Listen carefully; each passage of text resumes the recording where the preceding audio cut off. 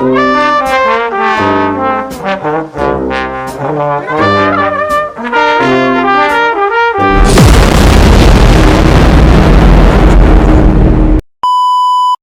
းသက်တာဘူးတွေကိုထိုင်းနိုင်ငံမှာသာမကဘဲနဲ့ကမ္ဘာတစ်လွှားကဈေးဝယ်စတာတွေမှာပါတွေ့ရနိုင်ပါတယ်။ဒီငါးသက်တာကုမ္ပဏီတွေကတခုဖြစ်တဲ့ထိုင်းယူနီယံရဲ့မနစ်ကရောင်းရငွေကဘတ်140ဘီလီယံနီးပါးရှိခဲ့ပါတယ်။ဒီငါးသက်တာကုမ္ပဏီတွေရဲ့စက်ရုံတွေကမဟာချိုင်မှာတည်ရှိပြီးတော့မြန်မာလူသားတွေနဲ့အဓိကမောင်းနေလဲပတ်နေတာဖြစ်ပါတယ်။မဟာချိုင်မှာရှိတဲ့အကြီးဆုံးစက်ရုံတွေထဲမှာထိုင်းယူနီယံပင်လယ်စာလုပ်ငန်းလည်းပါဝင်ပြီးကမ္ဘာတစ်လွှားကိုငါးသက်တာပါဝင်ပင်လယ်စာတွေဖြတ်နေတာပါ။ထိုင်းယူနီယံမှာဝန်ထမ်း4000ကျော်ရှိပါတယ်။ထိုင်းယူနီယံလိုမျိုးပဲတခြားစက်ရုံတွေမှာလည်းမြန်မာလူသားတွေကအများဆုံးဖြစ်ပါတယ်။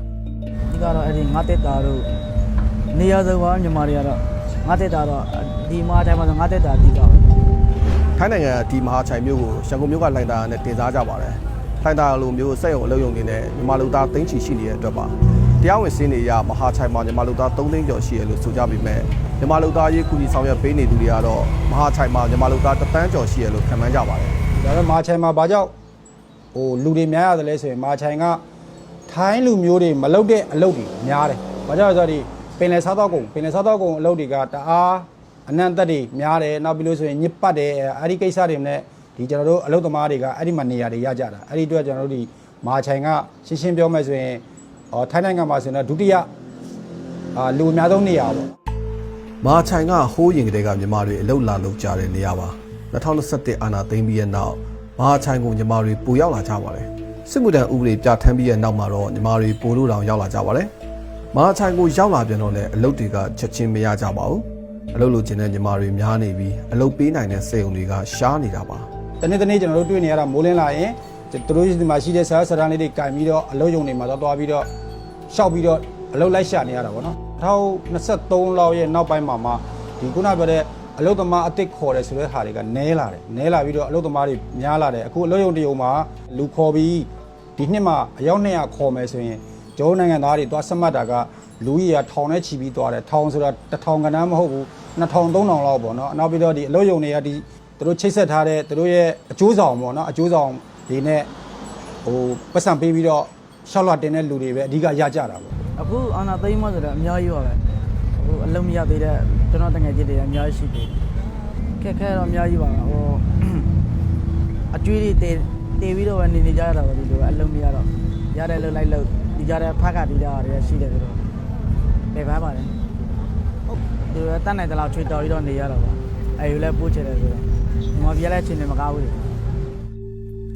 မြန်မာတွေဘလောက်များလာလဲဆိုတာဈေးတွေနဲ့ကုန်ပစ္စည်းကြော်ညာတွေမှာမြန်မာစာနဲ့ဖော်ပြချက်တွေကိုကြည့်ရင်သိနိုင်ပါတယ်။ထိုင်းယူနီယံစက်ရုံအနီးတစ်ဝိုက်ကရက်ကွက်နဲ့လမ်းတွေမှာမြန်မာတွေနဲ့ပြည့်နေပါတယ်။မြန်မာတွေကတော့ထိုင်းယူနီယံကိုထိုင်းယူနစ်လို့အလွယ်ခေါ်ပြီးလှိုင်သာယာလိုလှဲတန်းလိုကိုလူထူထက်တဲ့အထိမြန်မာများလာပါ။မြန်မာတွေများလာတဲ့ထိုင်းယူနစ်ဝန်းကျင်ကိုထိုင်းမျိုးချစ်တွေနဲ့ရဲတချို့ကပြစ်မှတ်ထားကြပါတယ်။မြန်မာပြည်သားက80%ထိုင်းနိုင်ငံမှာရှိနေတဲ့အတွက်နောက်ဆုံးကျွန်တော်တို့လူမျိုးရေးကိစ္စတွေပေါ်ပေါက်လာတာတွေ့ရတယ်။သူတို့ထိုင်းလူမျိုးတွေရဲ့သူတို့လုပ်ရမယ့်အလုပ်တွေကိုဗမာလူမျိုးတွေကလုပြီးလုပ်နေတာပေါ့နော်အဲ့လိုမျိုးလူမျိုးရေးခွဲခြားပြီးတော့ဒီကျွန်တော်တို့ဂျန်နဲ့ဘာမှမသက်ဆိုင်တဲ့အလုပ်သမားတချို့အတွက်လည်းအားလုံးကစုပြီးတော့ဒါလူမျိုးရေးမှာကျွန်တော်တို့အနှိမ်ခံရတဲ့ပုံစံတွေရှိတယ်မဟာချိုင်မှာမြန်မာတွေများလာတဲ့အတွက်တချို့နေရာတွေမှာထိုင်းတွေကလူနည်းစုလိုဖြစ်လာကြပါတယ်အခုဆိုမဟာချိုင်ရဲ့အစွန်အဖျားတွေအထိမြန်မာတွေပြန့်နှံ့ရောက်ရှိနေကြပါပြီကျမတို့စီမှာအခုတန်းရမှာသူတို့ဝင်ခဲ့လို့ရှိရင်ဒီတစ်ခါမှခဏလေးနေကြရင်ဘလောက်မှမကြဘူးသူတို့စီကဗမာပြည်ကနေတက်လာကြပြန်ပြီးတအုပ်ကြီးအခန်းထဲမှာပြည့်နေရောတချို့တွေလည်းအခန်းထဲမှာတယောက်နေတဲ့လူတွေ5 6ယောက်အဲ့လိုထိုးထည့်ထားတယ်တချို့တွေလည်းဒီစစ်ဘေးဆောင်ကြောင့်တက်လာတဲ့ညီကိုမောင်နှမဆွေမျိုးသားချင်းတွေကအခန်းလေးထဲမှာပြည့်နေရောဒါအခန်းတိုင်းလိုပဲဆွပြောင်းလို့မှတော်တော်များများကိုတက်လာတာကိုဗမာပြည်ကနေပေါ့နော်တက်လာတာစစ်ဘေးဆောင်ရောက်လဲတက်လာတာရှိတယ်တအားဒုက္ခရောက်လို့လဲမိဘတွေကိုပြန်ထောက်ပံ့ဖို့အတွက်ဒီမှာအလုံးလုံးမှအဆင်ပြေမှဆိုတော့ဒီတက်လာတဲ့ကလေးတွေလည်းအများကြီးပဲမဟာချိုင်ကိုအရင်ရောက်နေသူတွေကတော့ထိုင်းတွေနဲ့တစ်မြက်အောင်နေကြဖို့အချင်းချင်းသတိပေးကြပါတယ်သူတို့နိုင်ငံမှာလာမယ်ဆိုလို့ရှိရင်အကိုရဲ့မိသားစုနဲ့တူတူသဘောထားပြီးနေလိုက်ဘာကြောင့်လဲသူတို့ကိုပြန်ပြီးပုံကံမယ်ဆိုလို့ရှိရင်ကိုမိုးပေါ်စရွေးထွေးသလိုဖြစ်သွားမှာသူ့နိုင်ငံမှာနေဆိုရင်သူ့အလိုလိုက်ရမှာပဲသူ့ရဲ့စီးမင်းကိုလိုက်ရမှာပဲကိုအိမ်မှာကိုနေတယ်လို့နေလို့မရအောင်။ဘာကြောင့်လဲဆိုတော့သူတို့ရဲ့စိတ်အလိုက်ကိုလိုက်ရမှာပဲ။ဒီထိုင်းတွေကတော့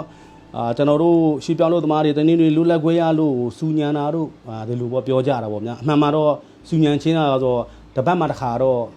့ကလေးတွေလူငယ်တွေလိုက်တော့အပျော်နေနေကြိုက်ကြတာပဲ။နည်းနည်းလေး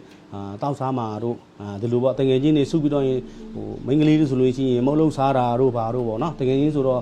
ပျော်ပျော်ပပကာရာအိုကေလေးပါလေးဆိုကြတော့ဗောဗျာအဲ့ဒါဆိုချင်းထိုင်းတွေကသိမကြိုက်ဘူးဗျအဲ့ဒါအိမ်ကိုဝင်လာပြီးတော့ညင်မင်းတို့နိုင်ငံမဟုတ်ဘူးကိုလေးဒီလေးပြောတော့နော်ဒီလိုရှိတယ်ပဲကျွန်တော်ကတော့ဒီလိုပြဿနာဖြစ်လာရင်ကျွန်တော်တို့တော့ပြောပေးတာဗျဦးလေးမဟုတ်ပါဘူးသူတို့ကဦးလေးရမဟုတ်ပါဘူးသူတို့ကဆဲကားတစ်ခါပဲတကယ်ချင်းနဲ့လာစုကြလို့အမျိုးတွေစုကြလို့မဟုတ်လို့စားရင်းနဲ့တချင်းလေးပါလေးစုကြတယ်လောက်ပဲကျွန်တော်ပြောပေးတာ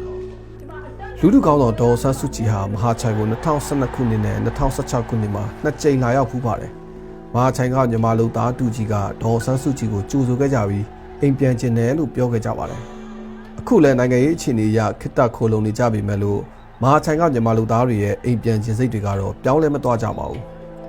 အစင်မပြေတာနဲ့အစင်မပြေတာဟာဆိုလို့ရှိရင်အစင်မပြေတာကများတယ်ဗျကျွန်တော်အနေနဲ့ကျွန်တော်ကိုယ်နဲ့ကျွန်တော်ပြောမယ်ဆိုလို့ရှိရင်ကျွန်တော်နှစ်30ကျော်လာပြီကျွန်တော်တဝန်စားနဲ့ဒီလိုပဲနေနေရတယ်ဗျအပူဆိုတာမရှိဘူးသားသမီးဆိုတော့ចောင်းနေပါတယ်မနေရဘူးဗျမြန်မာပြည်မှာចောင်းပြန်နေဘူးဆိုတော့ဘယ်မိခင်မိဘမဆိုရင်မိမိနိုင်ငံမိမိရဲ့သားသမီးကမိမိရဲ့စာအုပ်ပဲတက်စီခြင်းတယ်ကျွန်တော်ပုပ်ပြလင်းလင်းပြောပြတာကျွန်တော်ကမပြေလေတဲ့ကြားမှာဆိုလို့ရှိရင်ဒီလိုပဲမဟုတ်လည်းမပြန်နိုင်ဘူးဆိုတော့လေထိုင်းမှာနေရတော့လေထိုင်းစာလေးတွေပဲသင်ရတာပေါ့ဗျာဟိုမိဘရဲ့တာဝန်ပေါ့မိဘရဲ့ဝတ္တရားပေါ့ဒါသူကနီးစက်ရတယ်ဘာကြောင့်လဲဆိုတော့သူနေတဲ့နေရာမှာသူ့နေရာပဲစာပေးရတော့ဘလို့ဆိုတော့ပြန်မပြန်နိုင်တယ်ဗျအဲ့လိုဖြစ်တယ်ပြန်ဖို့ကလည်းဘာမှမရှိဘူးဒီလိုပဲနေနေရတယ်ကျွန်တော်တို့ကတိုင်းမချင်းနေကောင်းပြန်ပါတိုင်းမချင်းနေပြန်ပါဗျာတမနစ်မှကျွန်တော်မနေဘူးဒီနေ့ကောင်းဒီနေ့ပြန်ပါပဲကျွန်တော်တို့ကတော့ကိုနိုင်ငံအခြေအနေကောင်းလို့ဆိုရင်တော့ဒီနိုင်ငံအမြေကြီးပါပေါ့ပါမှာဘာဖြစ်လို့ဆိုတော့ကိုနိုင်ငံကကောင်းပြီးဟဲ့ဒီအစိုးရကပြုတ်ပြီးဒီအခြားအစိုးရအစ်တက်ပြီးဟဲ့ဆိုတာနဲ့ကိုနိုင်ငံသားတွေကဆိုင်းတီးပြီးတော့ကပြီးပြန်ကြမှာ